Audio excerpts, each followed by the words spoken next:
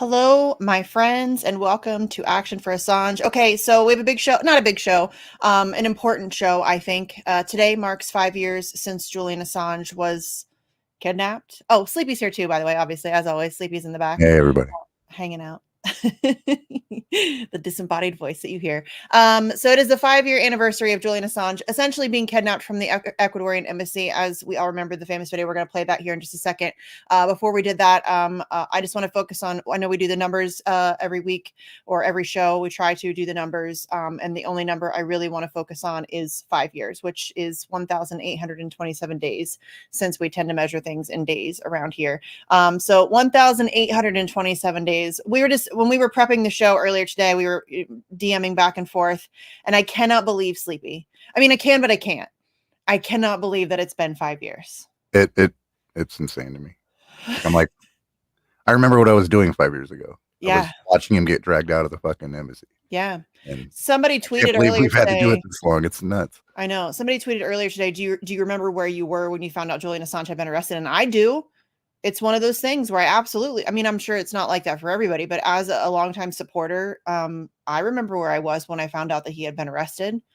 And it's been an insane 5 years. So we're going to, so just so you know what's coming up tonight, roughly speaking, we may veer off. You guys know how I am. We're going to, first we're going to play the video of Julian being yanked out of the Ecuadorian embassy. I think that's important for people to see. Shout out to RT for being the only media outlet there to capture that footage, which is crazy to me that that's the case, but that's the case. We're also going to talk about, there's a couple of different things I wanted to talk about in terms of what some people are doing to put pressure on. Obviously, we're going to talk about the Joe Biden video where he may or may not have known what he was talking about, but was asked directly about his position on Assange and the dropping of charges, which I think that's important, dropping of charges, because we've heard the plea deal rumors that have been going around. I think dropping of charges is much more significant, and he said he's considering it. And again, we're going to watch the video later. He looks incredibly confused. To be fair, he kind of always looks incredibly confused. I'm not sure that he knew exactly what he was talking about or what he was actually asked. But I do think that every opportunity that we are presented with, we have to pounce on it and use it to call more attention to it. So we're going to talk about that video. We're going to talk about what some people are doing to put more pressure on. And then I just literally, like 2 minutes before we went live, happened to come across a video of somebody on Alex Jones on InfoWars talking about Trump being able to get a win over Biden by promising to pardon Assange. Okay, you guys know I have things to say. We'll save that though, because I'll start ranting now if I start talking about it now. So okay, let's first play. Sleepy's got the video up for us of this is April 11th, 2019, when Julian Assange was first arrested. Oh, what I like to call kidnapped, because that's really what it is, and yanked out of the Ecuadorian embassy. So here we go.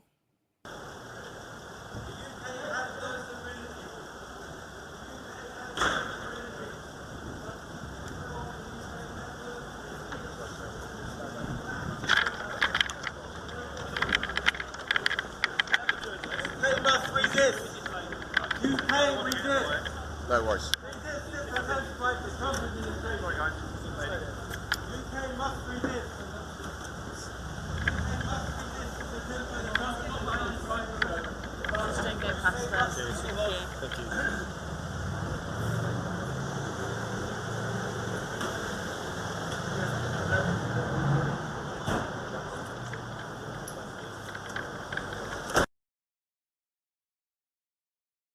Oh, it makes me mad every time.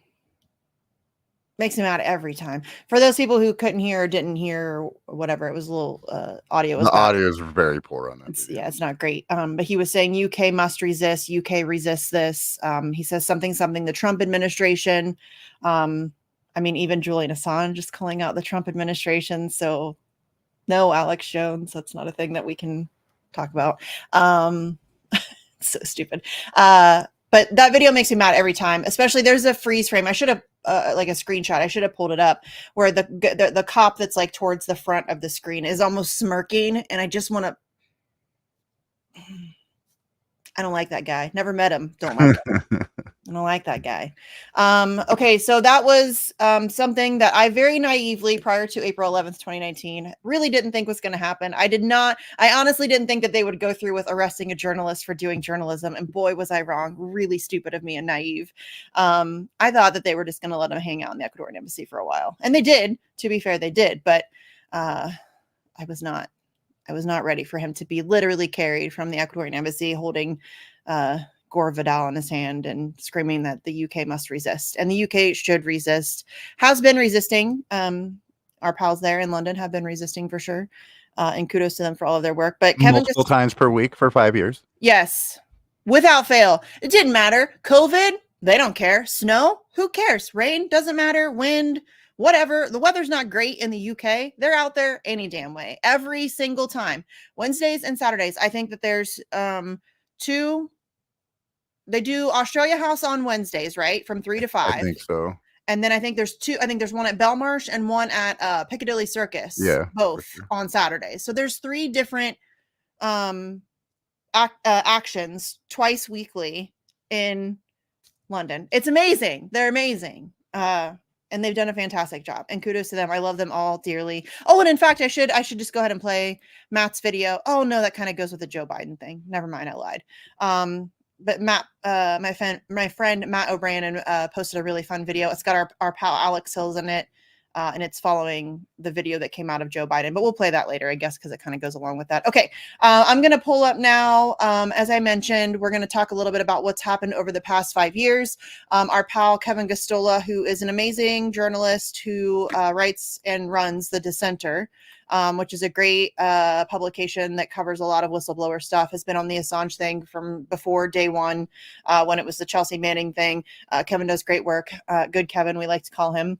He has a great piece out today where he kind of gives a timeline throughout the 5 years, it's a fantastic article. I'm not going to go through all of it. It's obviously very lengthy. Please go over to thedissenter.org and check out this article for yourself, share it with your friends, do all those things, and support Kevin and his work for sure. So just here, he's got a little summary. Is that big enough, Sleepy? Yeah, it looks great. Okay. He's got here at the top, he's got just a little summary of the situation that we're in right now. So he says, at the behest of the United States government, the British government has detained WikiLeaks founder Julian Assange in His Majesty's prison Belmarsh for 5 years. Assange is one of the only journalists to be jailed by a Western country, making the treatment that he has endured extraordinary. He has spent more time in prison than most individuals charged with similar acts. Since December of 2010, Assange has lived under some form of arbitrary detention. He was expelled from Ecuador's London embassy on April 11th, 2019, and British police immediately arrested him. Police transported Assange to Belmarsh, a maximum security facility often referred to as Britain's Guantanamo. It's a horrendous place. Around the same time, the U.S. Justice Department unsealed an indictment that alleged that Assange had conspired with U.S. Army whistleblower Chelsea Manning to commit a computer intrusion. The following month, the DOJ issued another indictment with 17 additional Espionage Act charges, and that was the superseding indictment that was brought out when they realized they really had nothing, and so they had to stumble around again and concoct a whole other indictment with additional charges to try to cover the fact that they know that they don't have anything. Crazy business. Okay, so in 2019, obviously this is right after he was arrested. To me, this whole year felt very surreal, like from the time that he got arrested on. All of this felt very surreal, and in reading this article, I there's a lot of the stuff that it's insane. It is insane. So on May 1st, Assange was sentenced by a British court to 50 weeks in prison as punishment for seeking political asylum from Ecuador, while Sweden was attempting to extradite him. His sentence was longer than the 6-month sentence that Jack Shepherd, the quote-unquote speedboat killer, received for quote-unquote breaching bail. And this, I think, is pretty significant. I think the idea, first of all, that he's being held in Belmarsh, and also the fact that he was given such a lengthy sentence for the so-called bail jumping charge, just the harshness with which they've treated him has always been insane to me. He is an intellectual. He's a journalist. He has zero history of violence, none.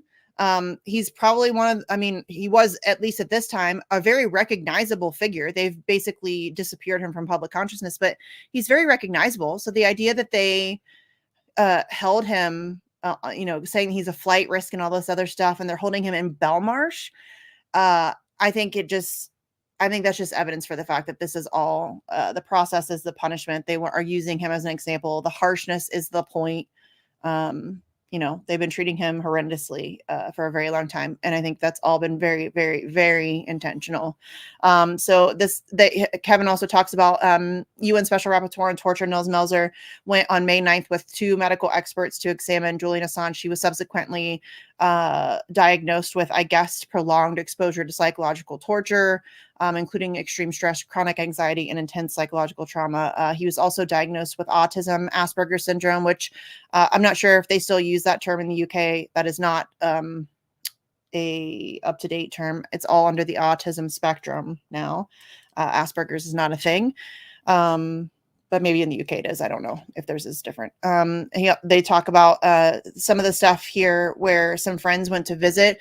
And this always makes me very sad because down here, this is the part that made me particularly sad. This is from October 21st, 2019. So from April 11th to October 21st, this is what the difference is Craig witnessed in his friend. So he said, quote, "I was badly shocked by just how much weight my friend has lost, by the speed of his hair has receded, and by the appearance of premature and vastly accelerated aging. He has a pronounced limp I have never seen before. Since his arrest, he has lost over 15 kilograms, which is 33 pounds for us dumb Americans, in weight," end quote. And that makes me very, very sad. And I also remember this, Craig saying, and we saw this in court as well, when asked to give his name and date of birth, he struggled visibly over several seconds to recall both. Do you remember that, Sleepy, in court when they were? Yeah, it was fucked.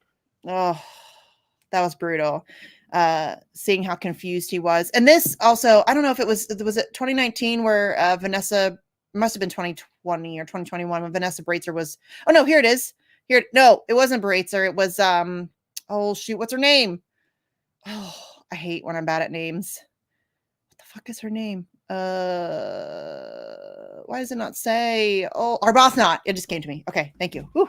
Thank you, brain. So I'll just read this whole part here. According to Murray, it was a real struggle to address the court. Quote, "His voice dropped and he became increasingly confused and incoherent. He spoke of whistleblowers and publishers being labeled enemies of the people, then spoke about his children's DNA being stolen and of being spied on in his meetings with his psychologist. I am not suggesting at all that Julian was wrong about these points, but he cannot properly frame nor articulate them. He was plainly not himself, very ill, and it was just horribly painful to watch." Oh, it was Breitzer. Breitzer showed neither sympathy nor the least concern. She tartly observed that if he could not understand what had happened, his lawyers could explain it to him, and she swept out of court. I remember that happening too, Sleepy. Do you remember that? Oh, I remember that whole damn thing. Yeah. Unfortunately. Yeah. That was the most shit show court case I've ever watched in my life. It was, well, not even watched. We couldn't even watch it. We had to, well, observe relive it with tweets and shit. Yes. And thank you again. Another shout out. You guys know I love to give credit where it is due, especially when it comes to amazing journalism. And the journalists who have been covering this case under the most ridiculous circumstances, honestly, the most ridiculous, just the most recent hearings in February, the idea that they put the hearings in the smallest possible courtroom, and didn't allow a whole, like it was 12 people, I think, that could fit in there. And then they shoved everybody else into this weird overflow room with no tables, no nothing. The video and audio didn't work. It was a mess, a disaster. And it always is. And here these journalists are, the likes of Kevin Gostola or Stefania Marizzi or Craig Murray or a whole host of other people, John Pilger, prior to his death, trying to cover this thing, the most important court case on press freedom in modern history for sure, maybe ever. And we have to just try to follow it by live tweets from journalists who can't even get legitimate access to what's going on in the courtroom. Insanity. Let's not forget that this last round, they wouldn't, if you weren't in the UK, yes, you couldn't access the live feed. Yes. They learned the first time, I guess. Yes. And they don't even let Julian attend in person. I mean, this past time he was ill, apparently. I still have my questions about that, but we'll just let it be. But apparently he was ill. But prior to that, I mean, he's had to, when he had his mini stroke on camera, he had to video link in to his own hearings in the fight for his life from a tiny room in Belmarsh. That's insane. And they built a whole ass plexiglass wall for him. So that, like, Like it was he's Hannibal Hannibal Lecter or Lecter. some shit. You know? It was nuts. Right? Insane. I remember doing a thread at the time because you guys, if you know me, I'm a true crime nerd. So I'm like, dude, Dennis Rader, the BTK killer, sat beside his attorneys. Sam Little, who arguably killed over 90 women, sat beside his attorneys. Ted Bundy was his own attorney. You know what I mean? Like, it's insane. And then you have Julian Assange, a guy with zero history of violence ever in his life. And they build a fucking plexiglass wall to stick him behind like he's Hannibal Lecter. It's absurd. Okay. Sorry. Getting fired up again.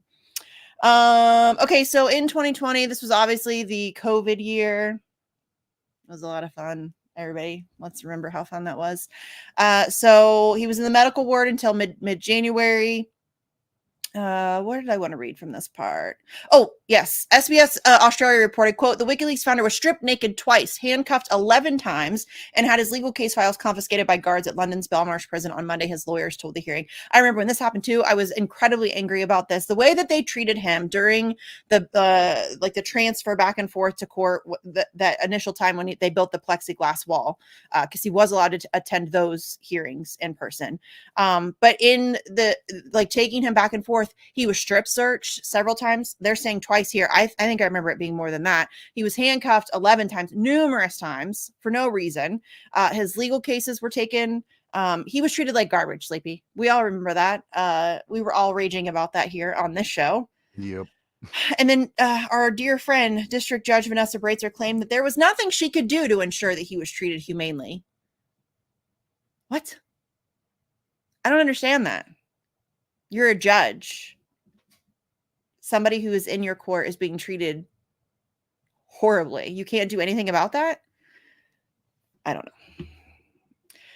Here they talk about the glass box. Assange was forced to observe proceedings in his own case from within a glass box. Jen Robinson, one of Assange's attorneys, said that he was, quote, unable to pass notes in a confidential and secure way. He was unable to seek clarification from his legal team and give instructions during the course of the proceedings, end quote. So if you can imagine trying to stand behind a plexiglass wall and then converse with your legal team that's sitting at a table, I don't know, probably a good 3 to 4 feet in front of you, and trying to have quiet conversations. Like, you want to have confidential conversations with your legal team about whatever that's being talked about in the court at that time. You don't want the prosecution to be able to hear as well. Can't pass notes. You can't talk to your, it's absurd. Like, the idea that they put him behind a glass wall is so silly to me. And very obvious, in my opinion. It was a very obvious public perception tactic. They wanted to make him look dangerous, and you know what I'm saying? I think that's what it was. I think that's what it was. No, it's more dehumanization. That's what they've done the whole time since he was in the Ecuadorian embassy. Yes. Yes. And really, I think we need to, like, go back and study that, because it has been such an effective, like, complete decimation of one man and his character in public opinion.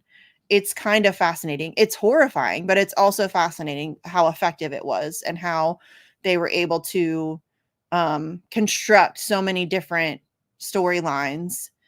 And then also prevented him from effectively defending himself. I mean, they silenced him even before he was arrested. I mean, they were spying on his lawyers, so I mean, there shouldn't have been a case to begin with. No. The idea that it's even being talked about blows my mind. It blows my mind. We have reasonable and legitimate evidence to support two very important things. One, that there had been plots to either kidnap or assassinate this man developed at the highest levels of the Trump administration. That's one. Number two, that the Trump administration, the US government, the CIA, Mike Pompeo, funded by Sheldon Adelson, that there was a spying operation funneled through UC Global to spy not on just on Julian Assange, but also on his doctors, any visitors he had, other journalists who came over to visit him, and even more importantly, his fucking legal team. His conversations with his legal team were spied on, collected, recorded, and sent back to the CIA. How that isn't enough to have this case thrown out the window and lit on fire, I will never understand. Shouldn't that be enough? You would think, right? It's not enough, apparently. We're still having this conversation about whether or not we're going to extradite a man to a country that we have reasonable evidence to support a claim that they were trying or plotting to assassinate him. It's amazing. It is amazing. But in this most recent non-decision decision, we also saw where the judges are like, yeah, we think that he has reason to basis for appeal on these 3 points on, whether or not he's going to be treated differently because he's not an American, First Amendment rights, blah, blah, blah, blah, blah. But we're not even going to touch the fact that you are claiming that there was plots to assassinate him. Because listen, even if they were planning to assassinate you, if we lawfully extradite you to that country, then they're probably not going to kill you because now that you're in their custody. That's their reasoning. I'm not joking. That's paragraph 210. I think it's 210 of the most recent non-decision decision. That was their reasoning. I should pull that up because that shit's crazy. It's wild, that paragraph. I retweeted it like 3 times because I'm like, I still can't believe this. Every time I'm reading it, I'm like, what? It's insanity. But yes, so many human rights violations. His rights were violated. His family's rights were violated, as Craig was talking about earlier on in the quote where he was talking about his health. His baby's diaper was stolen so they could try to identify him, his DNA. So his family has been spied on, all of his visitors, including U.S. citizens. There's a court case in New York where I think it's 4 of the people who were spied on, including Margaret Kunstler and, oh, shoot, I'm so bad at names. I'm sorry. There's 3 others. Are suing the CIA and Mike Pompeo, which is glorious. Shout out to them for having the balls to do that. That's amazing. Yeah, and then here they just talk about a little bit about his situation in Belmarsh, confined alone in a cell 23 and a half hours every day. It's terrible. 2 COVID deaths. Remember, COVID-19, for those who don't know, Julian has an underlying health condition, a lung condition, from years of being in the Ecuadorian embassy and being unable to access proper medical care. And so obviously when COVID rolled around, there was a great fear that he was going to get sick. And he did, in fact, get COVID, I think, a couple times. But I remember they moved a bunch of sick people into his, what do they call them? Ward? Cell block? I don't know what they call it in the UK. I don't know what they call it in the UK. I can never remember. I think I ask this every time we talk about Belmarsh, because it's something else. It's not, I don't think it's cell block. It's something else, but I forget what it is. But yeah, they just put a bunch of sick people in there, which was nice. They didn't allow visitors for the longest time. He was so isolated for such a long time. It was terrible. There was really hardcore restrictions. Like when Stella would bring the boys, he wasn't even allowed to hug them unless he wanted to be in solitary confinement for 2 weeks. So if he wanted to hug his own kids during COVID, he had to be in solitary confinement for 2 weeks following that visit. Insanity. Here's the stuff with the Siggy third arson. That guy's a scumbag. So this was what, we're still in 2020. Good Lord. I'm sorry, guys. A lot of shit. Our good friend Siggy Thordarson, who is as Kevin notes here, a serial criminal, lying sociopath, and convicted pedophile. That was who the FBI went to and promised immunity to in order for him to fabricate testimony against Julian Assange, which he has now recanted very famously. He brought receipts too, and if he is a known liar, so that's important that he does have those receipts for sure. And 2020, this is where Dr. Quentin Deely, who works for the NHS, did the autism diagnostic observation schedule and determined that he has Asperger's syndrome. So, which is not at all surprising, given who Assange is. He's kind of a billboard for autism, honestly. I have an autistic child, so I'm very familiar with the telltale signs of autism. So Assange told Deely he feared he would be held in isolation in a U.S. prison. He was afraid of the fresh indictment, concerned about the fate of Joshua Schulte. I often wonder, because Schulte was just recently sentenced, and I haven't really heard any, not that we would, any kind of response or reaction. I haven't heard Stella or anybody say anything about that, which is not surprising given the precarious situation that Assange finds himself in right now. He has to be very careful, I'm sure, of what he says. But yeah, Joshua Schulte is the Vault 7 whistleblower. I guess I can stop. We used to say alleged, but I guess since he's been charged, convicted, and sentenced, I can stop saying alleged. Although they don't have much on him. That case was bullshit too. They really don't have much on him. And they knew it too. Wasn't there a hung jury? I don't remember. I wasn't following that one super close. I'm pretty sure there was a hung jury at one point. They kept him in prison even after the hung jury. So that because they decided that they were going to go after him again. And they admitted at one point that they don't have their case is not that strong. Oh, the state of our justice system is unbelievable. It's so corrupt. It's so bad. It's so bad. I mean, O.J. Simpson died today. If you just want to talk about the ridiculousness of our justice system, that dude should have died in prison for sure. Somebody tweeted a lovely picture of Hillary Clinton talking about how she looks so happy, and if we lived in a just world, she'd be in her 8th year, blah blah blah. And I'm like, if we lived in a just world, she would be rotting in prison. That's where she would be. That's where she would be. She would not be president. She would be in prison. So if extradited, Dealey determined Assange's risk of suicide would be high under the circumstances. And yes, that is, risk of suicide amongst the autistic population is elevated anyways. And then obviously add to that the conditions that he is being held in and dealing with. I think it wouldn't take much to make that leap. So for sure, that is an extraordinary risk. He's dealt with depression basically his entire life. That too also is very common comorbidity with autism. So yeah, certainly a concern, no question. A couple months later, Manuel Santos, who was a gay Brazilian, was facing deportation to Brazil, killed himself. He was a good friend of Julian's. They had gotten to know each other in prison. He was in the cell next to Julian's.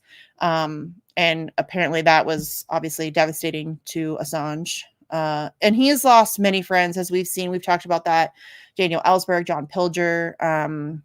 Who else? There was somebody. Vivian Westwood. But these are people that he has been friends with for years. I think he was able to speak to Pilger. I would imagine he probably spoke to Ellsberg fairly soon before he passed. They spoke pretty frequently, I think. But it's still sad. It makes me sad that he can't, pay respects or anything like that. It's horrible. Okay, 2021. The year at Belmarsh started with a bittersweet victory. This was when we were in DC for the January 4th decision, the extradition decision that came down. We were there that whole weekend. We did some stuff with Force the Vote on like the 2nd and 3rd, and then the 4th was the decision. So we had events at, I think, the British Embassy and the DOJ that time around. Those are usually, it's either one or the other or both. Usually it's the DOJ, but sometimes we will also throw in the British Embassy just for shits and giggles. But that was a very strange experience. We've talked about that before. I was exhausted. We don't sleep much when we're in DC for those things. So I was very exhausted. It was like 3:00 in the morning due to the time difference in the UK. And it was a very strange thing because Vanessa Breitzer was reading her ruling, and I was sitting there wanting to fight people. And I've never been in a physical fight. I'm not a violent person by any stretch of the imagination. And I wanted to punch somebody in the throat. I was so angry. Everything she was saying was awful. She was agreeing with the United States government on all of the key important parts on press freedom and free speech and all of those things. And then, so I'm ready for her to grant the extradition. And I don't even know how that would have went down because I was legitimately seething sitting on that couch. And then she said one sentence. It was very quick. She went from sounding like the worst human being on planet Earth to one sentence that I was like, what did she say? And then the next sentence was no extradition. And I was so confused. I actually found the pictures. Oh, okay. I'm going to do it. I'm going to pull it up because is it this one? Yes. We talked about, I didn't get a chance to clip out the video, but we talked about Allie. And this is one of my favorite things ever. It's one of my favorite things Make it ever. a little bigger. Oops, wrong way. I do that every time. So this is Allie. So I said, throwback to the many faces of joy of Allie Mae upon hearing that despite agreeing with the prosecution on every other point, extradition was being denied for health reasons. I want to see Allie's joy when Assange is free. Yeah, I can't wait for that, honestly. I cannot wait. But you'll see here, this is this top picture. This is me on the right. This is Kendra. This is Steve. Andrew was over here. Oh, he's down here. Andrew was funny. I wish we could pull up the video because it is honestly hilarious. But this is where, like, the first picture where I'm genuinely confused. Like, Steve's reading, like, the live tweets out loud. And this, like, Kendra and I both look up. You can see Kendra look shocked.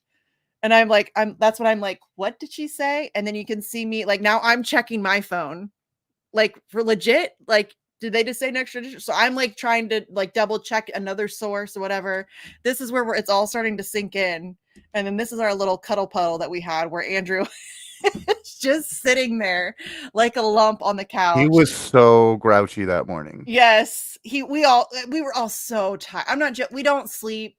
It's all button making and sign making, and there's t-shirts that like we're making shirts, and there's just shit everywhere, and there's no sleep. You might sleep for 3 or 4 hours a night.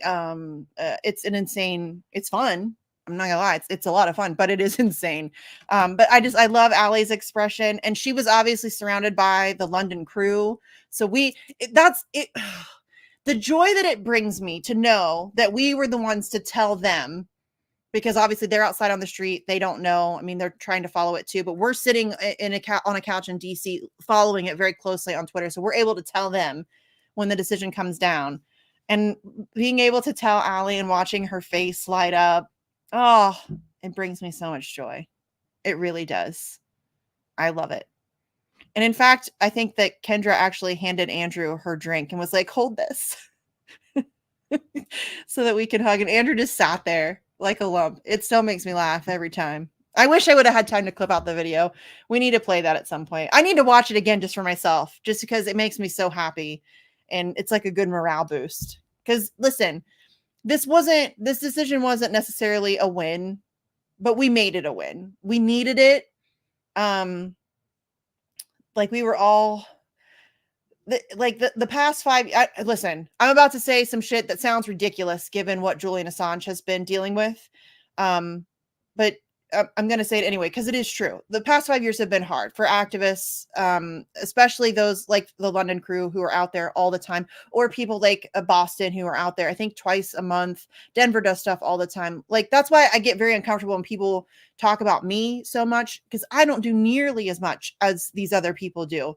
I do what I can, whatever, but these people are, and they've been doing it for so long, longer than 5 years. So they're amazing, and they don't get near enough credit. But yeah, just being able to tell her that the past 5 years have been hard. And so when you get a little, I mean, a tiny win, I guess the fact that he wasn't being extradited, that was a win, I think. We want to keep him out of the United States. So the idea that he was not being extradited, that was a win, but we needed that. The relief in that room was glorious, honestly. It was glorious.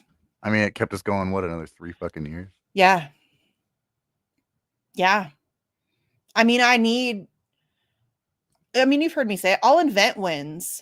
I don't care. It's fucking hard to just get punched in the face over and over and over again and never be able to see anything work out the way that you want it to, never get a ruling in your favor. It's like, uphill battle isn't even the word for it. It's like uphill, and then you get kicked halfway down the hill, and then you climb a little bit more, and then they kick you back down. And you know what I mean? Like and so to get like just a little boost. Oh, it was good. That was a good day. That was a good day. And then we had a party. That was also good. Fun times. We need more times like that. All right. So back to Good Kevin's article. Obviously, bittersweet victory, oppressive mental health reasons. Again, we talked about she agreed with the United States prosecution on all of those things. And then here, what was also interesting about that is that on the 4th, in her ruling, she said something about calling for bail. And then 2 days later, denied him bail, which was a head scratcher. But here she talks about him being, because of Snowden, he poses a flight risk. Because he assisted Snowden, which again, the idea that Assange went to such lengths and took great personal risk to get Snowden to safety, despite the fact that Snowden wasn't even his source. Snowden didn't go to WikiLeaks. Snowden went to Assange and oh my God, I'm so terrible at names. My brain freezes. Greenwald, we know Greenwald, went to the Intercept, essentially, or what would become the Intercept. And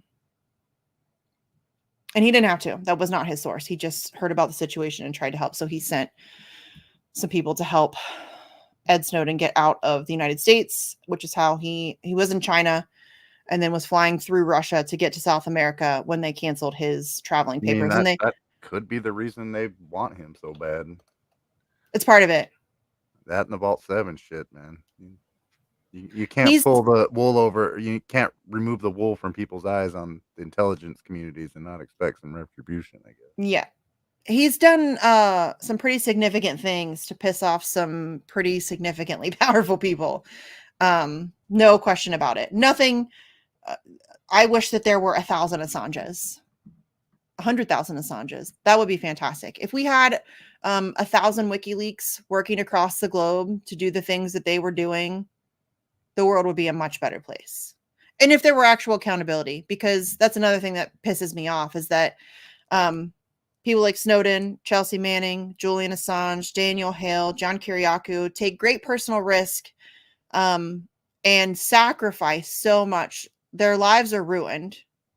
And then we don't do anything about the information that is presented to us. Nothing. I mean, we're seeing it now, right? Snowden, the Snowden releases came out in what, 2013? I don't remember. It's been a while, though. I get all my leaks. It's 2013, right? I don't know. I get all my leaks mixed up. I'm second guessing myself. It's been out for a while, and we're still having a conversation over FISA today, right now. Today, we're having a discussion over warrantless surveillance. That's what we're talking about in the United States Congress, whether or not your government can spy on you without a warrant. What the fuck? What the fuck? What the fuck? Why are we still having that conversation? Insane. It's insane that we're still having that conversation. Oh, is that thunder? I don't know if it's thunder if my kids are going to eat. Or there's a dead body being dragged across the floor. The fuck is that? I'm in my basement, by the way, and when I came down here earlier, I saw a mouse run across the floor, and so I'm a little paranoid now. I hate mice. You bring Jack down there. I know. I have 6 cats. Why do I have mice? They're all fired. Assholes. Slackers. Spoiled. Freeloading little turds. Okay, so, remember when Stella was cautiously optimistic about Joe Biden? Oh.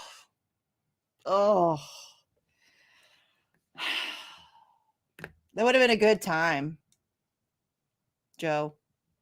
Genocide Joe. That would have been a good time to send Julian home. Doing it now? If they do it now, it's literally it's for pandering. PR reasons. Yeah. It's election year pandering. Listen, I'll take it however the fuck I can get it. Yeah, I don't give a shit. I don't care. I do not care. I don't care why he's doing it. I don't care. The only thing I'm concerned about is I would much rather see the charges dropped than a plea bargain, because a plea bargain criminalizes journalism. I'm not interested in that. It's not up to me. It's not my decision. I'm not trying to pretend that it is. I'm just saying that makes me very uncomfortable moving forward in terms of the press freedom stuff. So I'm concerned about that for sure. for sure. I'm not going to lie. I am definitely concerned about that. So I would much rather see charges dropped. But I don't care why he's doing it otherwise. If you think it's going to buy you some votes, go ahead. I'm going to still actively campaign against your ass every second that I get. 100%. And sleepy people get mad at me for saying that. Oh, well.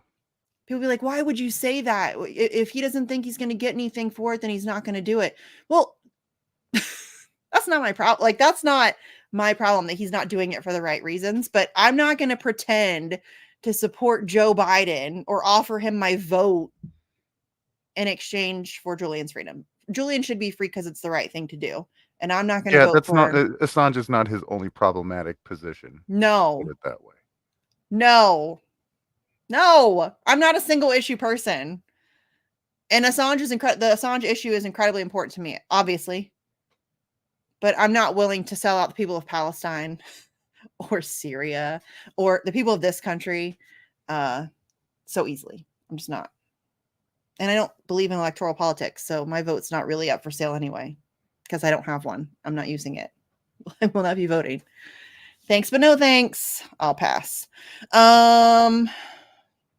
They talk a little bit more about his deep depression here. Here's where he had the mini stroke on December 10th. Obviously, we talked about that a little bit earlier. That's still the idea that he is sitting in a tiny room in Belmarsh, like Skyping into these hearings in the fight for his life against the world's largest superpower, facing 175 years in prison, a whole host of health issues. And the prosecution is in the courtroom at that time, literally calling him a malingerer, saying that he's faking his health issues so that he can avoid accountability as he's having a mini stroke. And that's what they're talking about. Like, you can't script that shit. That's crazy. The timing of that, the idea that this man was sitting there listening to these.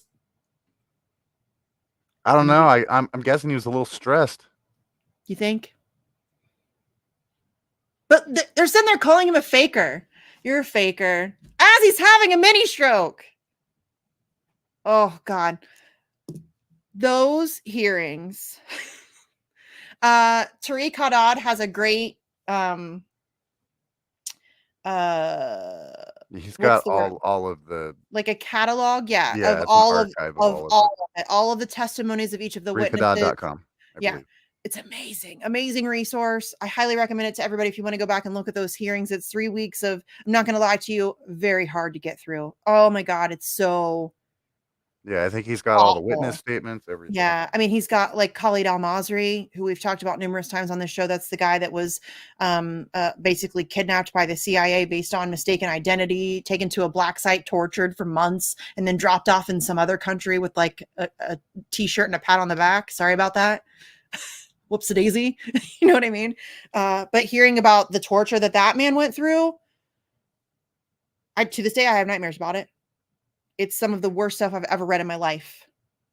And I've read some nasty shit doing what I do, or seen some nasty shit, and it's still horrific what that man went through. So yeah, he's got all of the witness testimony, all of that stuff.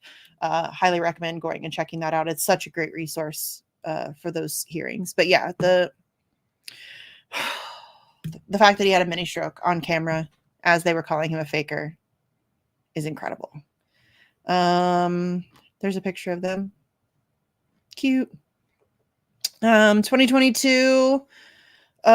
This is the wedding in March of 2022. This was also a clusterfuck of ridiculousness and corruption. It took forever for them to get approval to do it. There was a whole bunch of negotiations about terms and all of this ridiculous stuff that they weren't allowing them to do. They weren't allowed to take pictures. Certain people weren't allowed to come. They said that they could have, I think, 6 guests? Initially was what they were told. They were allowed to have 6 guests, but then they turned Chris Hedges and was it Craig Murray away? Yeah. Craig Murray and Chris Hedges were supposed to attend as witnesses. And they turned them away because they're journalists. So I think it was Stella, her mom, maybe Gabriel Shipton, the two boys, and John Shipton, perhaps. That was who was there for the wedding, if you want to call it that. And they're not allowed to release any images from that either. There was more COVID bullshit where he had to isolate in his cell for a little while. They had a little outbreak or whatever.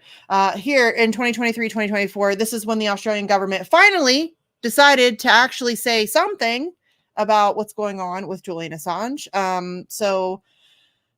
Stephen Smith has said some things. He said, I'm very keen just to have a conversation with him, check on his health and well-being, hopefully see whether regular visits might be a feature of the relationship with Mr. Assange going forward. He's the High Commissioner to the United Kingdom. So Australian officials started to visit him, enter into the conversation. The Australian activists also have done an unbelievable job. They too are out there on a regular basis, but also they've done an incredible job of lobbying their politicians. They now have a massive, well, not massive, but a rather large pro-Assange cross-partisan contingent in Parliament, which is incredible. And in fact, at the end of last year, maybe like October-ish, or maybe I'm off. I don't remember. 6 members of Australian Parliament came to the United States and held meetings with members of Congress to discuss the situation and compel them to actually do something, which that is what prompted that. After that, we saw, after the DC-6 visits, we then saw the 2 bipartisan strongly worded letters, which are whatever. But then that also, from that came this new House Resolution 934. So that was that was a big momentum shifter, in my opinion. I think that those meetings, the DC-6 coming here, those meetings were significant. I think that really made a difference. RSF was turned away. Reporters Without Borders, they were told that they were allowed to come. They showed up, and then they were like, just kidding, you're not allowed to come. Rebecca Vincent, who has been on this show a while back, a few times, said, quote, prison officials told the RSF representatives that they had received intelligence that they were journalists and would therefore not be allowed in per a decision of Belmarsh prisoner governor Jenny Louis. The governor did not respond to urgent requests to meet Delaware and Vincent or to otherwise intervene to allow their access, which is crazy. Reporters Without Borders are not journalists. They are an NGO protecting journalists. So they were turned away as well, which is very interesting. There's been many times where people have been turned away, people who have been trying to visit. I think a bunch of Australian officials were initially turned away at one point or denied visitation or whatever. That's happened several times. Also, obviously, we saw King Charles take over for Queen Elizabeth, and Julian sent out a very Julian-like letter, very like satirical letter to King Charles, where he said, in part, quote, as a political prisoner held at your majesty's pleasure on behalf of an embarrassed foreign sovereign, I am honored to reside within the walls of this world-class institution. Truly, your kingdom knows no bounds. It's a level of snark I can get behind. I like it. He also mentions here in that letter, quote, during your visit, you will have the opportunity to feast upon the culinary delights prepared for your loyal subjects on a generous budget of £2 per day. Savor the blended tuna heads and the ubiquitous reconstituted forms that are purportedly made from chicken. And worry not, for unlike lesser institutions such as Alcatraz or San Quentin, there is no communal dining in a mess hall. At Belmarsh, prisoners dine alone in their cells, ensuring the utmost intimacy with their meal. Venture further into the depths of Belmarsh, and you will find the most isolated place within its walls, healthcare, or hellcare, as its inhabitants lovingly call it. Here you will marvel at sensible rules designed for everyone's safety, such as the prohibition of chess, whilst permitting the far less dangerous game of checkers. I can't believe that's a real rule. But that's a real rule in Belmarsh. You can play checkers. Oh, weird. You can't play chess. Why? Because they don't want them using their brains. I don't fucking know. It's amazing. Oh, he also described the end of life suite where prisoners cry, brother, I'm going to die in here. That makes me sad. Like, obviously, these people serving life sentences, and they just go in a room and die alone. And some of them are horrendous people, don't get me wrong. Some of them are like Assange and shouldn't be there. And that makes me sad. As a true crime nerd, those, like, for example, the West Memphis 3, the case fucks with me. Those guys spent a long time in prison for something they didn't do. And that happens a lot. I mean, how many times have we heard so-and-so exonerated 27 years later, whatever. It's horrible. And I don't know how bad it is in the UK, but it's certainly bad here. No question about it. Okay, so on June 8th, the British High Court of Justice ruled against Assange's request for an appeal. This was Judge Jonathan Swift. We have talked about him. He's such a turd. It was like a 3-page letter, or a 3-page whatever write-up of his decision to deny the request for appeal. And in that 3 pages, he managed to complain about having to read a lot, because there's a lot of papers that the Assange defense team submitted. I mean, my dude, really? Oh, and he took like 8 or 9 months to come up with this decision too, by the way. Journalist Charles Glass visited Assange on December 13th. He last met with Assange 6 years ago while he was still in Ecuador's London embassy. Glass wrote, quote, "His paleness is best described as deathly. Warders confine him to a cell for 23 out of every 24 hours. His single hour of recreation takes place within 4 walls under supervision. The food that is available at Belmarsh consists of porridge for breakfast, thin soup for lunch, and not much else for dinner. Belmarsh's warders shove the food into the cells for prisoners to eat alone. It is hard to make friends that way. He's been there longer than any other prisoner, apart from an old man who had served 7 years to his 4.5. So he's the longest serving prisoner in Belmarsh. Again, a journalist, y'all. This is Belmarsh. These are terrorists, murderers, some of the worst people on planet Earth. And they have a journalist in there for doing journalism. Crazy. This is the Assange's request for a radio. Charles Glass helped pressure the prison to get him that. Thank you to him for doing that. There's a bunch of things like that where they didn't give him his winter clothes one year. So he was freezing. He had to insulate the little window with books. They wouldn't give him his eyeglasses. They gave him a laptop with the keys glued down. Whole bunch of shit. Like a whole bunch of shit that they did. Okay. So that's Kevin's breakdown of the past 5 years. That's how we got to where we are currently right now. Shout out again to Kevin for that article. He's great. I will put I can't do chat. Can I do chat yet, Sleepy? I cannot. No, you can do it from Studio though. Oh. You can't open the YouTube Studio and chat. All right. Well, I did tweet it earlier. Throw the link in the private chat and I can throw it. Okay. I did tweet it earlier. And again, you can just go to the dissenter.org. I would highly recommend you do that anyways and just check out Kevin's work. Oops, wrong chat. Kevin's great. All right, it's in the private chat. Okay, so let's talk about, I wanted to go through, I can get rid of that. I can get rid of that.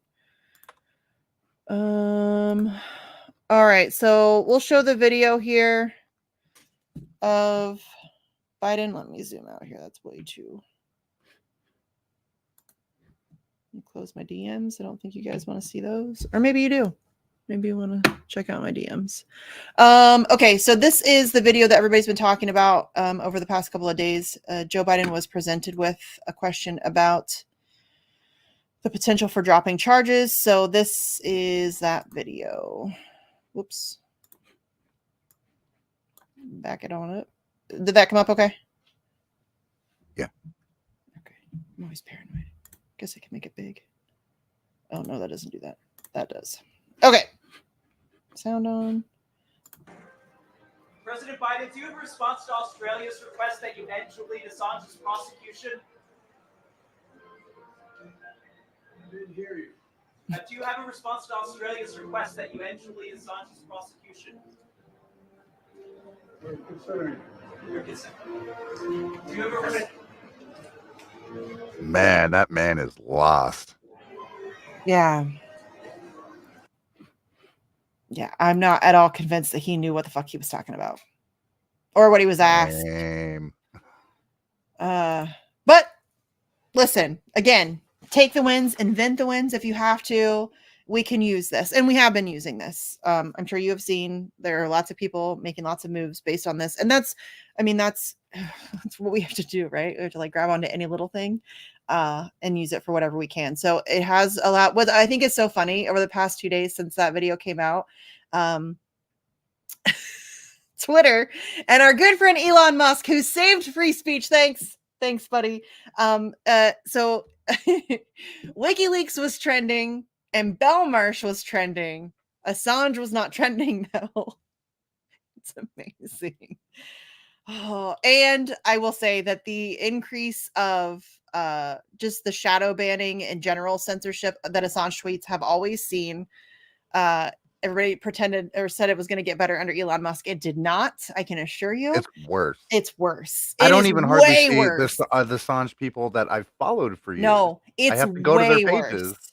It is way worse, you guys. It's way, way, way, way worse. People trying to pretend like Elon Musk has changed Twitter. He's changed it all right. It's worse.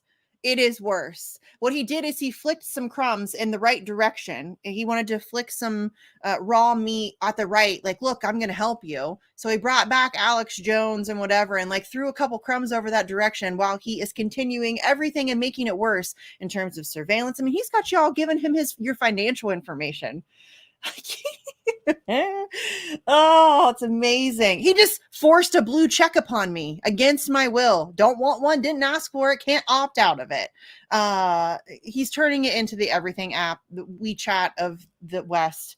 That's what he is doing, and he is 100% still censoring people. He tweeted out the other day that leftists don't get censored. I would like to introduce you to Garland Nixon or Kit Clarenberg or Charlie, who was just suspended on Twitter. There's a whole bunch of people who have been suspended. I'm heavily shadow banned, heavily. Not all the time. There'll be like a couple months. No, I had to put the bell on you to see any of your shit. That's what Indies had to do. That a bunch of people have had to do that. And then they'll sometimes say that they still don't see it. Stefania Marizzi, highly censored on Twitter. People don't see her tweets. She did like a whole tweet thread on it where she keeps getting emails from supporters and things where they can't find her stuff on Twitter anymore. So yeah, he's a liar. He's absolutely still censoring people. There's no question about it. And the porn bots, go tweet about Assange. You'll get a bunch of porn bots because that's how they crush you algorithmically. They pretend it's then a threatening tweet or whatever because there's some dumb, fake account with their boobs hanging out or whatever. Butthole in bio. Right? I hate it. I do too. I hate it so much. And because I tweet about shit that they don't want to hear about, I get a lot of them. So they're in my mentions constantly. I've blocked so many of them. And they just keep coming. They're like cockroaches. They're everywhere. It's insane. But thanks, Elon, for saving free speech. Freedom. It's amazing that anybody ever thought that he was going to save free speech. It's just ridiculous. Okay, so anyways, there's a Joe Biden video. I'm skeptical at best of whether or not he even heard or understood the question. But we will take it. We will use it. I will show you now the video I was going to show you earlier that from Matt. It's just a real quick, like 20-second video-ish. That's not it. That's it. And the only reason I'm showing this is because I love these people. I love them.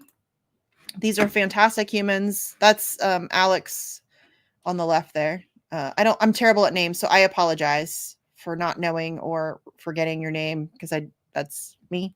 You know how many people we've had to deal with in the last 5 years? Like, I know. I still feel really bad though, because some people come up and be like, "Hey, we met in DC," and I'm like, "Did we?" If I meet you in DC and it's my you're running off 2 hours of sleep in DC. I'm running off 2 hours of sleep. I've been organizing for months. I've got thousands of things running through my head. I got to remember who's speaking next and who's introducing them and where's there's just a whole, the megaphone ran out of batteries. Do we have extra? Where's the spare batteries? Where do we put the spare? Like, there's just so many things going on that I don't even have time to, I'm barely functioning. So just on a good day, the odds I'm going to remember your name are maybe 40%. I'll remember your face, but I'll remember your face forever. I'll be like, hey, I know you. I don't know your name, but I know you. So on a good day, maybe 40%. On a DC day, it's like 4%. I'm not going to remember you. Not at all. Sorry. I remember Alex because I've worked with Alex. We've done lots of things. So, okay, here we go. These are my friends. Let him go, Joe. Free Assange now. Free Assange. There you go, Joe. More battery. Election. We're running out of battery, but we're just winning now. Yeah. Beautiful. Is Maya. So this is one of their little pub things that they do. We mentioned they go out every Wednesday, every Saturday. So they usually go to a pub afterwards. I am very desperate to go to London and meet these people in person. Me and Matt were just talking about that on Twitter today.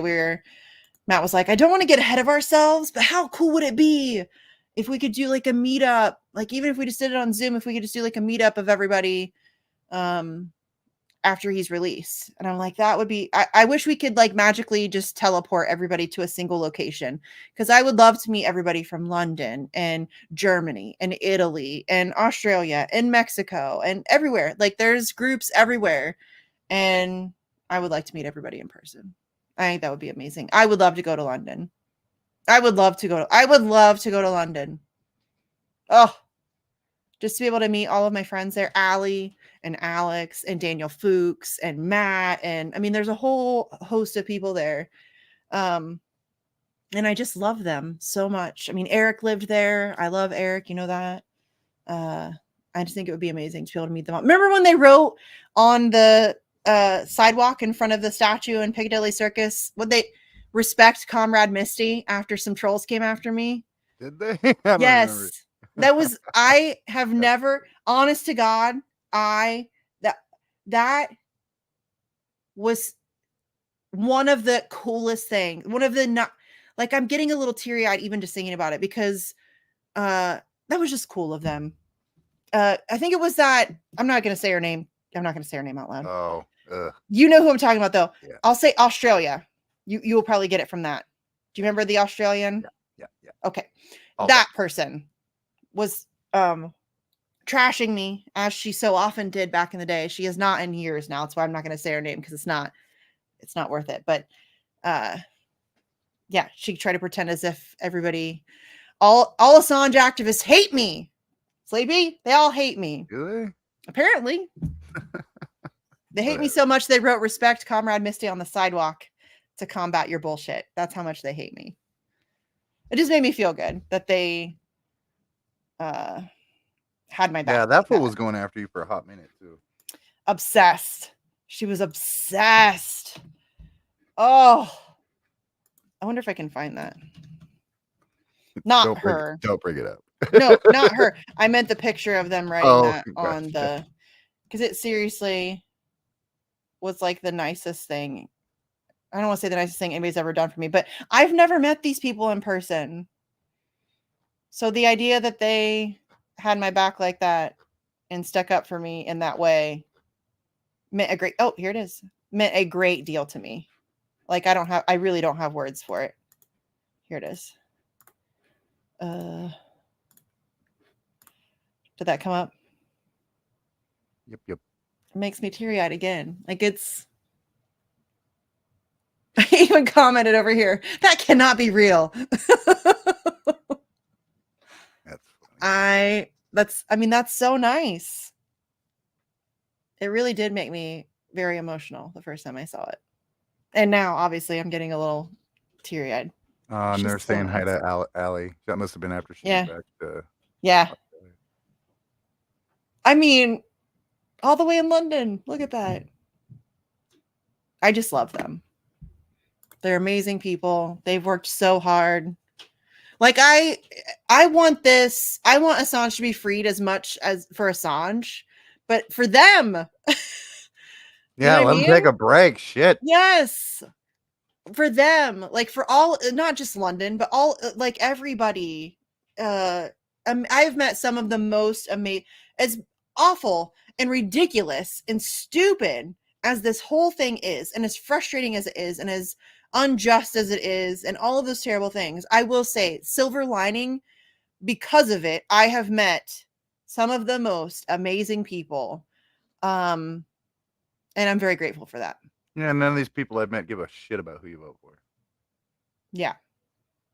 No, that, yes. Prior to the Assange stuff, I wasn't sure if it was possible for people who don't agree to come together and fight for a thing that they do agree on. And the Assange movement showed me in short order that it is unbelievably possible. We don't all agree on everything. We don't all vote the same way. Some of us don't vote. Some of us believe in different things, have different viewpoints, have different opinions. And we still manage to come together on this one thing where we do agree. And I think that that's awesome. And it makes me happy.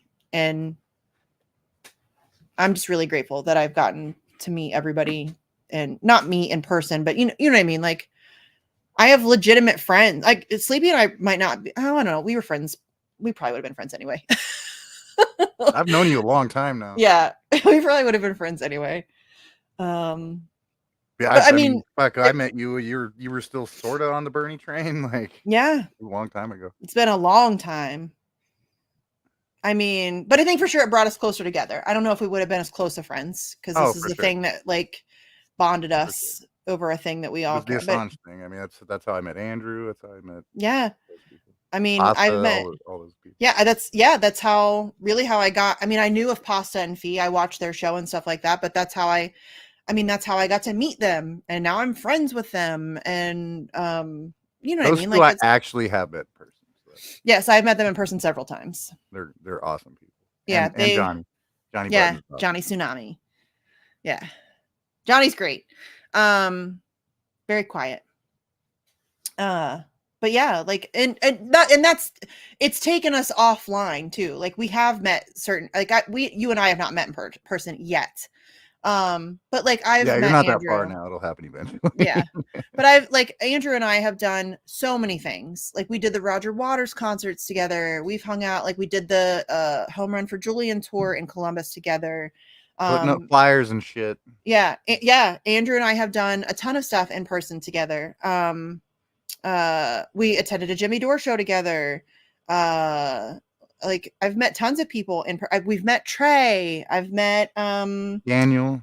Daniel DeCeter, Paula, Kendra, Amber, Shanda, Pasta, Fee, Nico. I mean, so many people, and we've come together on this issue, and Glory, and like, it's just, I wouldn't give that up for the world.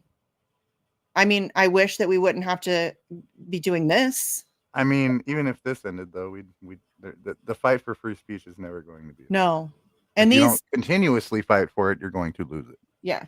And these are lifelong friendships, I believe. Like, I will be friends with a great many of these people for the rest of my life. And I'm very, very, very thankful for that. Like, try to find a silver lining. There it is. I'm so glad. Got adventure wins. Yeah. I still can't believe they did that, though. Writing that on the sidewalk. It's crazy. Okay, so a couple quick things. I want to wrap this up here pretty soon. I didn't intend to go over an hour, but here I am. But we're kind of taking a trip. Hey, only 10 minutes. We're good. We're doing good. Yeah, it's not that bad. Nah. I mean, it's better than when I go on RBN. Nick. Well, you and Nick tend to kind of rant back and forth. Yes. And Nick always says, like, he'll be like, hey, can you come on the show today? Blah, blah, blah. I won't keep it for very long. And I'm like, sir, we both know that that's not the truth. Quit lying. We know that that's not the truth. They'll be like, yeah, what is do like an hour? And I'm like, that's not good. 2. We all know it's going to be 2. Let's not pretend. Let's not play that game. Nick and I that's an impossible situation. He always has like an outline to the show. We never stick to that. It never happens. It's always all over the place. And I've realized, who was it? Oh, Due Dissonance. I was on Due Dissonance, and that happened again. And then that's when it hit me. It's me. I'm the problem. Because it was like, before I thought it was just me and Nick. Up. There's nothing wrong with that. I know. But before I thought, it's me and Nick. It's like the combination. That's the problem. but then it happened when I went on Due Dissonance, and I'm like, no, it's you. You're the problem. Shit. I'm a ranter. I can't help it. I try. I catch myself. I'm very self-conscious of it. So if I catch myself, I'll stop talking suddenly. So if you ever notice me in mid-rant and I just stop talking, I have just had a conversation in my head where I'm like, bitch, shut the fuck up. Well, I think you got a lot of practice on the TNT show. Yeah. No, that show time. was, that show taught me a lot about time management, and it also taught me a lot about, well, I don't know if it taught me, but that show was not about me or not about what I was talking about. It was about whatever my guest was there to talk about, and I was just there to guide a conversation. That's it. So that kept it. There were times when I would certainly rant. I mean, especially if I had somebody on that I'm friendly with, as I think that's easier. Like Kyle, when Kyle Anslow is on, we're talking about foreign policy. It was very hard for me to not rant, which I knew I couldn't do with Kyle because Kyle writes a lot of articles. And so there's always a lot of stuff we have to get through. Him and D Camp, dude. Yeah, it's crazy. So I'm like, you don't have the time for that, but it like on a normal, if I were just to have Kyle on a show, there would be rant. Like it would be very ranty. And like Kit would come on, Kit Cabela would come on, and I would rant with him, or Nick would come on and I would rant with him. And it like there's been times where I've gone off on rants, but I was always more mindful of it just because of the format of that show. So it was like Shanda would come on and I would rant with her, stuff like that. But yeah, that show taught me a lot about time management, which obviously I have lost all focus of because we're 13 minutes over now. Okay. Let's go with the end stuff. Yeah, I don't have a time limit now, bitches. I'm on my own. Okay, so a couple quick things that I wanted to show that people are doing. So first of all, our dear friend Paula, of course, always Paula's doing an awesome job. She's been doing 5 calls a day. I'm not sure where she's at on her little list that she's got. I haven't checked today. But I think she called a little bit bigger. I think she called Jim Jordan today, who I've been bugging as well because I'm in Ohio, and some other people. I think she called Justin Amash to thank him. Those are important calls too. When you're making phone calls, even if somebody has already signed on to House Resolution 934, call them anyway and just say thank you. I think that's important. But she has been doing 5 calls a day. So the White House, you can call the White House. I think this is funny. There's limited hours to call the White House. So democracy means that you have very restrictive hours for calling your government. Oh my God, 3 days a week? Yeah. For like 3 hours? For 4 hours. Yeah. Fuck. It's stupid. Democracy. America. Freedom, fireworks. Okay. So the White House is 202-456-1111. You can only do that 11 to 3 p.m. Eastern, Tuesday, Wednesdays, and Thursdays. So make a note of that. Obviously, today is Thursday, so you can't call tomorrow. You can email though at whitehouse.gov/contact. That's super easy. And then you can also write to the White House as well, obviously 1600 Pennsylvania Avenue Northwest. And then the Department of Justice is 202-353-1555. I believe they take phone calls Monday through Friday during like normal business hours. They have a comment line. I think that's the comment line. They also have a switchboard, but that's a little trickier they're just probably not going to deal with you on there. But Paula also said, or sent a thing of what she said in her little email that she sent. So it's very easy, especially the emails and stuff like that. You don't have to talk to anybody. Phone calls are not hard either. I will say that recently there has been an increase in human beings answering the phone. I think that because it's an election year, a lot of Congress people have more staff, especially those that are running for re-election. So there has been an uptick in actual human beings answering the phone, which is good. But if you have a little phobia of that, just do one, rip the Band-Aid off, and they get so much easier from there. I'm not a phone person. I hate talking on the phone. It's like one of my least favorite things in the whole wide world to do. They're not hard. It's like 2 to 3 minutes. Even if you talk to a human being, just give them your name, a very brief explanation of what you're calling about. Keep it simple. Don't get in the weeds on it. Be polite, but be firm. All of that stuff. I mean, you guys aren't idiots. You know how to make phone calls, but just call. And depending on who you're calling. If you're calling the Department of Justice, encourage them to drop the charges. If you're calling the White House, encourage them to tell the Department of Justice to drop the charges. And if you're calling your member of Congress, encourage them to sign on to, again, House Resolution 934, which is, I think, up to like 11 co-sponsors. I don't know. I haven't looked in a couple days. But Justin Amash, not Justin Amash. Why do I keep saying that? Thomas Massey. Sorry, told you, shit at names. And I often confuse those two. They look nothing alike, really. But I think maybe because they're like the only two sane people who were in government. Justin Amash is running for Senate? I don't fucking know. I don't pay attention to that shit. I just pay attention to him because I just don't. I can't keep track of politicians. There's too fucking many of them. No, I get it. Oh, I don't care about electoral politics, but because he is an Assange supporter, I follow him. So I'll see his posts from now, every now and then, not often, but every now and then one will sneak through. I think he's running for Senate in Michigan, maybe, or something like that. But because he's an Assange supporter, I try to keep an eye on those types of people so that we can, sounds terrible, but use them. I mean that in the best way possible, though, honestly. We will use you the best of our abilities. What else did I have? Oh, Halo is also trying to get people to send letters and make phone calls, and I don't have that pulled up. Balls. She has those activism in a box things. If you want to check that out, she will send you some postcards and shit. And she does these. I need to get me one of those. She does these. She personalizes them for your district. So she will send you stamped envelopes already addressed. It could not be more simple. It could not be more simple. It is already done for you. All you have to do is sign it. I'll send her money for that. All you have to do is sign it and put it in the mailbox. That's all you have to do. It's an amazing action. She does a great job with it. She's worked her ass off on it. If you want to help her, obviously the stamps and the shipping and the envelopes and the paper and all of that stuff, if you want to help her, she has this GoFundMe up. So send her $5 if you got $5 to give. But these are great. And we need to put as much pressure on these people, especially during an election year. Make it an election issue. Make it unavoidable. Make them answer the question. I'm currently trying to get several Ohio politicians on the record with varying degrees of success, but I'm trying. Politicians suck. I hate politicians. Man, I'm in Illinois. I think it's worse here.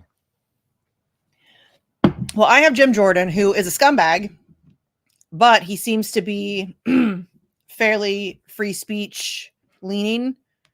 I think mostly when it's convenient for him, but I can still use that to my advantage. If I play it right, but he's such a scumbag. He's so They gross. all are. He's so they gross. fucking all are. Let's be I know. real. I know. Bunch of weird ass pedophile freaks. I don't know if Jim Jordan's a pedophile. I just know that he overlooked some shenanigans happening at Ohio State. And that's right. I forgot about that. Yeah. Oh shit. That was a long time ago too. Yeah. No accountability. Dude's still in office. Yeah. That's how it works. But like, for example, he led the hearings, the censorship hearings with Robert Kennedy Jr., who I also can't stand, but and all of that stuff. Like he led that. If you guys remember, he was pretty forceful in those hearings. That was interesting. So he's somebody that I think would be a little easier to get on board than some others. So I try to focus my attention on those types of people. So anybody who has signed one of the two strongly worded letters that came before the legislation, those are obvious asks. There are some people. Halo said that. Hold on, she sent me a text earlier. A couple people we can pressure that she's heard are close to being Jim Jordan, Dan Bishop, and Sheila Jackson Lee. She's got leads on those three. For example, she said Lee is being flooded with calls and is saying they won't take calls from people outside of her constituency. She said that's a very recent development as I called her office Keep last it week. So up. if you are in, I don't know, Sheila Jackson Lee, I'll find out what district she or where she's at. If that is your representative, we need you to call. Hey, we share a birthday. What's up, girl? She is Texas 18 since 1995. Fuck's sake. These people stay around forever. Term limits or some shit. Right? All right. So Sheila Jackson Lee, if you are in the 18th district of Texas, give her a call. Put some pressure on her. We need it. What else did I want to show? Already did that. I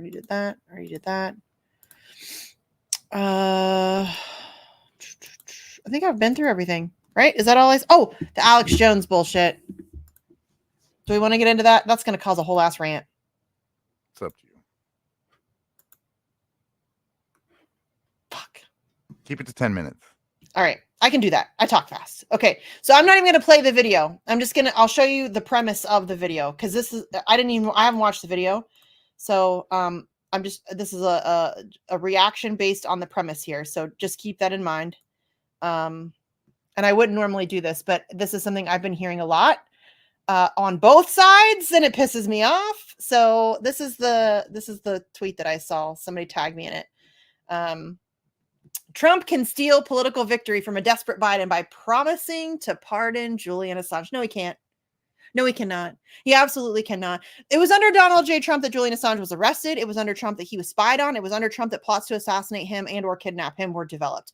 I don't give two fucks about Donald Trump's promise. His promise means precisely dick to me. I don't trust him. I don't believe him. I don't care what he promises on literally anything. Certainly not Assange.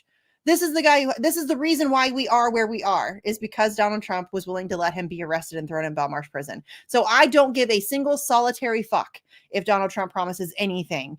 Now, would that be enough to sway some people? Sure. Trump supporters are looking for a reason to support him. In fact, they are looking for reasons to overlook all of the various horrible thing. I mean, Operation Warp Speed, they're willing to excuse it. The fact that he's Israel's bitch, willing to excuse it. The fact that he had Assange arrested, spied on, and plotted to assassinate him, they're willing to excuse it. So I'm sure that I think it would mostly already be people who were already on board for Trump anyways, though. I don't think that it would sway a promise. No, I don't give two shits about any politician's promise ever for any reason about anything. And I've never heard alone. any promise that comes out of a politician's mouth ever fucking done. So, no. Stop. Other than nothing will fundamentally change. I feel like that was pretty solid. I'll give him that. That was pretty solid. He is not lying there. Although it did change. It got worse. Fair. Touche. I'll take that. But my point is that I keep hearing this on both sides. I keep hearing people say, oh, well, Biden could win if he let Julian out. Do you think would that buy him some vote? It wouldn't buy my vote. Now, to be fair, I'm a pretty tough nut to crack on that issue. I am very anti-electoral politics. I don't think there's literally anything that they could do to get my vote. I can't think of anything that they could do to get my vote. I really can't think of anything. Maybe get rid of all the nukes or something. It would take something of that level. It would be, even then, I'm not sure I would trust them. They would say that they did it. I wouldn't believe that they did it. So I'm pretty sure that there is nothing that they could say, do, promise, whatever, that would get me to vote for them at this point. Nothing, not a damn thing. So yeah, it's not buying any votes from me. People get mad at me when I say that. They say that if they don't get anything from it, then why would they bother to do it? Maybe because it's the right thing. How about that? I know that they don't operate that way, but I'm not in any way, shape, form, or fashion willing to compromise myself on some bullshit like that, especially coming from like Joe Biden or Donald Trump. That's just absolutely not a thing I'm interested in. So no, Donald Trump cannot, quote unquote, steal a political victory. Interesting choice of words there. I do think Biden is desperate. I do think that they are trying. I'm sorry, I'm spinning. I do think that they are trying to find a way out while also saving face. I think saving face is important at this point. I think that that's really probably the hang up. They want to be able to walk away from it while also getting a perceived victory in some way. Do you know what I mean? Like they can't walk away empty-handing at this point, in my opinion.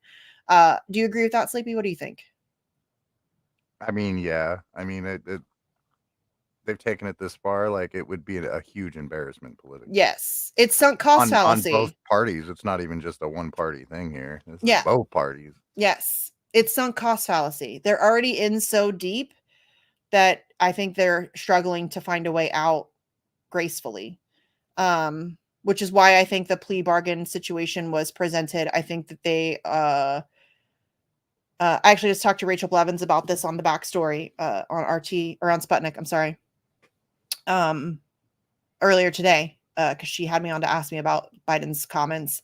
And I think that the plea bargain rumors were spread not to gauge public perception. I think a lot of people think that it was to gauge public perception and how the public would receive a potential plea bargain. I don't think they give two single solitary fucks about what the United States or global population thinks about what they do. I think that's been made abundantly clear. I think what they were trying to do was see how the defense team would react to it and what they would say. And I think that they would have loved for them to come out and forcefully decline any type of a plea bargain situation, because then they can deflect blame back to Julian and say, well, see, he's the reason why he's still in prison. It's his own fault. We offered him a plea bargain and he turned it down. I think that that's probably a little bit of it. But I do think that they are trying to find a way out of it. I think that we're not far from it being over. We don't know what that looks like yet. And that's what's concerning, is because I think that, in my opinion, I think that they are desperate to get some kind of perceived victory. I think that, how can they not? Like you said, that's embarrassing. If you go this hard for this long against one dude and then you walk away from it, I mean, that's what they should do. It's the right thing to do. I just don't know how that's going to go down. I think I know one thing for certain. I shouldn't say that because I could be really wrong. I don't think that they want to extradite him in the middle of an election year. So regardless of whatever, I think that either it will be over or they will drag it out. It'll be over before, or they will drag it out past the election. There's going to be no extradition in the interim, in my opinion. That's where I'm at with it. Yeah. And what I'm concerned about is that I think it's highly likely that they want Trump to win. Sure, they have it, all the news. Their ratings suck now. Yeah, their ratings will go up. Well, and they can use him Democrats again. Can use that to fundraise off of, like, and they well, and they can use him to do shit, to do terrible shit again. They used him to arrest Julian Assange. They used him to spy on Assange. And it goes both ways. Yes. You know, like the Republicans do the same shit. Look at NAFTA. Yes. It's the same fucking bill. They just had to get a Democrat in there to sign the damn thing. It's one team, but then they've created a division into two different teams so that they can play off of each other and make you guys fight amongst yourselves. It's like team sports. Yeah, they're working towards the same agenda. It's the fucking Harlem Globetrotters. You know what I mean? Like, they're not. It's a soap opera with psychopaths. They all work for the same team, and then they just pretend. Soap opera for psychopaths. I like that. Yes, it's just pretend. They're playing pretend. They are all serving the same agenda, and I think that they'll use Trump to get things done that Biden wasn't capable of getting done, because the only difference between the two is the demographic to which they pander to. That's it. Yes. And that they'll use Trump to rile up one portion of the country, then they'll bring in somebody else to. That's all it is. That's all it is. And so that's my concern, is that they're going to bring Trump back, and Trump will extradite him because he has made it clear that he has no problem being the bad guy. He's not afraid to be the guy known for destroying the First Amendment. I think that Obama wanted to go after Assange. Not Obama. I think the deep state has always wanted Assange, but I think that Obama is very legacy focused, and he did not want to be that guy. He did not want to give a fuck about his legacy. No, Trump doesn't care. Trump old does as hell not. anyway. He doesn't give a single fuck what anybody thinks about him. Nothing. He does not care at all. And I think that he is fine with playing the heel. Obviously, he did it in the WWE for how long? I mean, he's fine playing the bad guy. It's a role he is very comfortable in. And so I think that's my concern, is they're going to bring Trump back. If we don't get him out before Trump gets back, I think that it's very likely Trump will just extradite him, which is amazing. That's something I'm saying out loud. I wonder how Trump supporters will justify that. Genuinely curious. I would love for Trump supporters to stop jumping in my mentions to defend him. Stop. I'm over it. Take the fucking loss. Like, what's all this like accountability, personal accountability shit that people always want to talk about? They hold him accountable for nothing. The excuses are, he's playing 300D chess. So is Biden. Dark Brandon, whatever the fuck they call him. I'm like, Jesus Christ, y'all are morons. So stupid. It's so stupid. The hero worship of politicians has got to go. It's unbelievable. So, okay. I think that I've gotten through everything. That didn't cause as big of a rant as I thought. I tried to keep it brief. Okay. Thank you. Okay. So, we will be back. The United States government has until April 16th to submit their assurances. So we should be hearing within the next 5 days or so whether or not that has taken place. I would say that that's likely to happen. If they do not submit assurances, I'm fairly certain that that means that the appeal goes forward, just by default. Or they will submit the assurances, and then I think the next scheduled court date is May 20th. We will probably do something in between all of that. World Press Freedom Day is May 3rd. There's stuff coming up that we may do some shows around.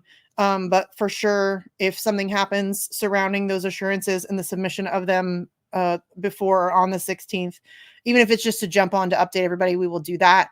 And then we will for sure have stuff around any court dates. But in the meantime, we'll probably have other things going on. We have nothing. Again, we're just getting back into the groove of things. Obviously, Andrew's not here again. He's got his own stuff going on. So hopefully we'll be able to get him in for one of these pretty soon. But we're just kind of flying by the seat of our pants right now. We have no schedule. We have I'm trying to get my other show back up and running. Sleepy's helping me with that too. So we're just feeling it out. So be patient with us as we get sorted and all that good stuff. But if anything happens, I'm a little rusty. Yeah, we both are. It's been a long time since I've had to do any of this stuff for myself. I've been very spoiled, and I'm paying the price now for being spoiled. Now I know better. Don't get spoiled. Don't get complacent. Don't get spoiled. Right. But that show will be back on the 21st. We set a date so that way it forces me to actually do it. Do all the shit. Yeah. Yes, because I am a big procrastinator, and I have been enjoying this time off. I'm not going to lie. Not having to do a show every day. And not that I mind it. Like, I like doing my show, but every day it's a lot sometimes. All the research and all of that stuff can get a little overwhelming. So, I'm spinning again. Sorry. I need a non-spinny chair. But yeah, if anything happens, if there's anything that we need to update you on, there will be update, even if it's just me jumping on for like 10 minutes to give you the update or whatever. I'm going to start trying to get some guests in. So if there's anybody that you would like to see us talk to, let me know and I'll try to get people.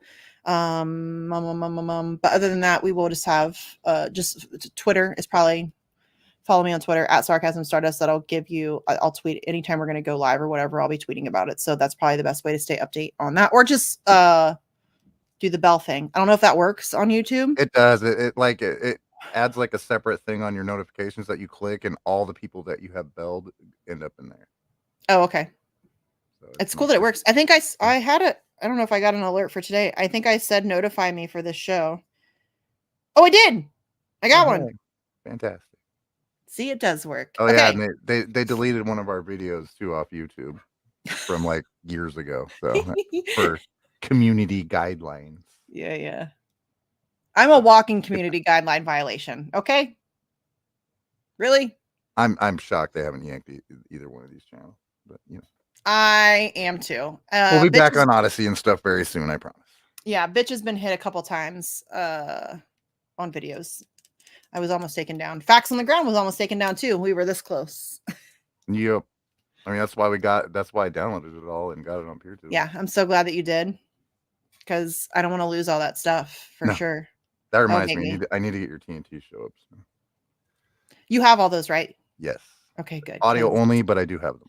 All 303 of them. I don't care. Even going back like before? I think so. Oh. Anything that was still on there, I grabbed. Cool. I'm glad you did. Because they yanked that stuff down in a hurry, didn't they? 2 days. 2 days they yanked it. Oh. Fun time. Oh, makes me laugh a little bit. Okay. So again, don't know when the next show will be. Follow on Twitter, like, subscribe, bell thing. And that's it. I think that we're good. Thanks everybody for joining us. Please make phone calls, send letters, tweet, whatever, all of those things. We need as much help as we possibly can. Contact me with any questions. Happy to help. Happy to find you people to organize with if you would like me to do that. Whatever, hit me up on the tweeters. I'm a little difficult. You might have to hit me a couple times because I'm not gonna lie, I don't always check all my notifications because there's a lot of them. So sometimes you might have to ding me a couple times before I see it because I don't always check it. So, but thanks for being here, and we will see you soon, hopefully with good news. I would love that.